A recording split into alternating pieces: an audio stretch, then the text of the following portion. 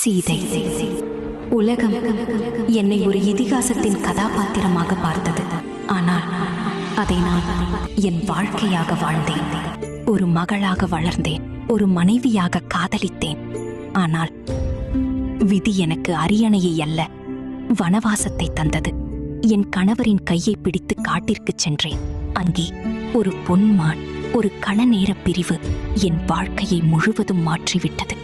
அசோக வனத்தில் என் கண்கள் தினமும் ஒரே பாதையை பார்த்தன. இன்று அவர் வருவாரா என்ற நம்பிக்கையோடு ஒவ்வொரு விடியலும் பிறந்தது. அவர் வந்தார், நான் மீட்கப்பட்டேன். ஆனால் சில நேரங்களில் வாழ்க்கையின் மிகப்பெரிய சோதனை போருக்கு பிறகுதான் தொடங்குகிறது.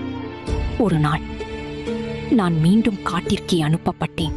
அப்போது நான் ஒரு ராணி இல்லை, ஒரு தாய். என் 2 மகன்கள் லவனும் குசனும், அவர்கள்தான் என் உலகம். அவர்களுக்கு நான் வெறுப்பை கற்றுக் கொடுக்கவில்லை, தர்மத்தை கற்றுக் கொடுத்தேன். ஒரு நாள் அவர்களே தங்கள் தந்தையின் கதையை அவருக்கே பாடி காட்டினார்கள்.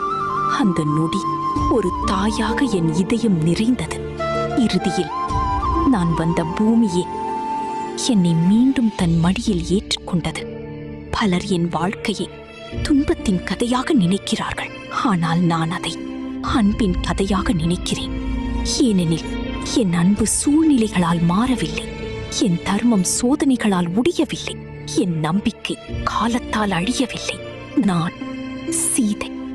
இதுதான் என் கண்களில் வாழ்ந்த ராமாயணம்.